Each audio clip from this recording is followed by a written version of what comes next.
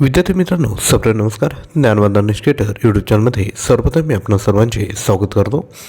तर आज आहे 17 जानेवारी आणि आजच्या दिवसापर्यंतच्या महत्त्वपूर्ण चालू घडामोडी प्रश्न आपण बघणार आहोत. व्हिडिओ काळजीपूर्वक बघा, नक्की तुम्हाला फायदा होईल. तर आजच्या व्हिडिओला सुरुवात करूयात. 2024चे पहिले चक्रीवादळ अल्वारो कोणत्या महासागरात आले? ऑप्शन आहेत हिंदी महासागर, अटलांटिक महासागर, आर्क्टिक महासागर की पॅसिफिक महासागर. राईट आन्सर आहे ऑप्शन क्रमांक ए, हिंदी महासागरमध्ये ही अल्वारो विद्यार्थी मित्रांनो चक्रीवादळ आलं आहे. मादागास्कर बेटावर हे चक्रीवादळ येऊन विद्यार्थी मित्रांनो धडकलं आहे. 16,000हून अधिक लोक या ठिकाणी प्रभावित झाले आहे. जानेवारी 2023मध्ये चिन्सॉ चक्रीवादळ तर फेब्रुवारी 2023मध्ये फ्रेडी चक्रीवादळ मादागास्कर बेटाला याआधी विद्यार्थी मित्रांनो धडकलेलं आहे. नेक्स्ट, संसद रत्न पुरस्कारासाठी किती लोकसभेच्या खासदारांची निवड झाली आहे? तर राईट आन्सर आहे ऑप्शन क्रमांक सी, 5. यामध्ये आहेत सुकांत मजुमदार जे भाजपाचे आहेत, तसेच श्रीकांत एकनाथ शिंदे शिवसेनेचे आहेत, सुधीर गुप्ता भाजपा, रामसिंग कोल्हे NCP तर कुलदीप राय शर्मा काँग्रेस यांची विद्यार्थी मित्रांनो संसद रत्न म्हणून निवड करण्यात आली आहे. त्यानंतर नेक्स्ट, अलीकडे चर्चेत आलेले आटपाडी संवर्धन राखीव कोणत्या राज्याशी संबंधित आहे? तर राईट आन्सर आहे ऑप्शन क्रमांक सी, महाराष्ट्र. अधिकची माहिती बघूयात. लांडगे, हरिण, कोल्हे, सिवेट्स, ससे आणि इतर प्रजातीसारख्या विविध सस्तन प्राण्यांच्या निवासस्थानाचे रक्षण करणे हा आटपाडी संवर्धन राखीव प्रकल्पाचा मुख्य उद्देश आहे. महाराष्ट्र शासनाने सांगली जिल्ह्यातील वनक्षेत्रात आटपाडी संवर्धन राखीव नावाने नवीन संवर्धन राखीव जागा घोषित केली आहे. पंतप्रधान नरेंद्र मोदी यांनी राज्यात 30,500 कोटी रुपयांपेक्षा जास्त किमतीच्या अनेक विकास प्रकल्पांची पायाभरणी केली.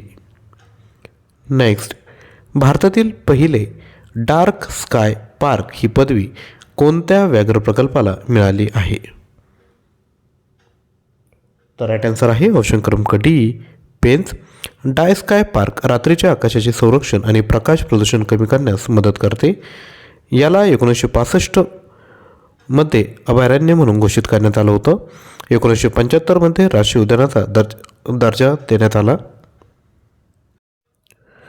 आणि 1992मध्ये व्याघ्र प्रकल्प म्हणून नाव नोंदवले. 1983मध्ये ते राष्ट्रीय उद्यान म्हणून घोषित करण्यात आले.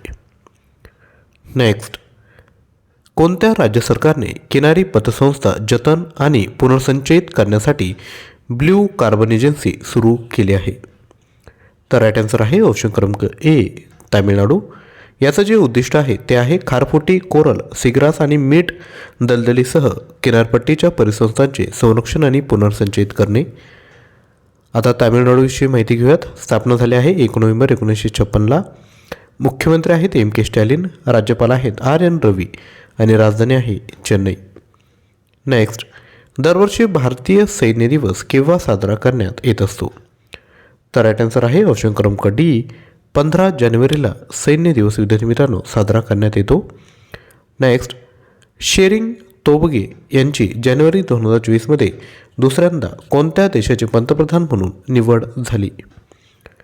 तर राईट आन्सर आहे ऑप्शन क्रमांक ए, भूतान देशाचे पंतप्रधान म्हणून निवड विद्यार्थी मित्रांनो करण्यात आले आहे.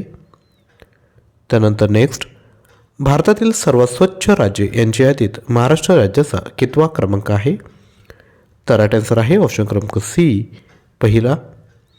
महाराष्ट्र, मध्य प्रदेश आणि छत्तीसगड ही भारतातील सर्वात स्वच्छ राज्य म्हणून ओळखली गेली आहेत. मध्य प्रदेशातील इंदोरने सलग 7व्यांदा भारतातील सर्वात स्वच्छ शहराचा किताब पटकावला. इंदोरसोबत सुरत शहर अव्वल आहे. त्यानंतर नवी मुंबई, विशाखापट्टणम, भोपाळ या शहरांचा समावेश आहे.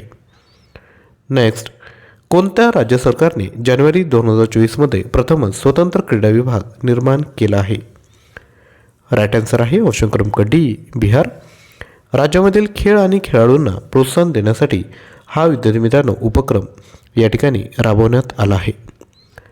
त्यानंतर तुमच्यासाठी प्रश्न आहे, 2024चे पहिले चक्रीवादळ अल्वारो कोणत्या महासागरात आले?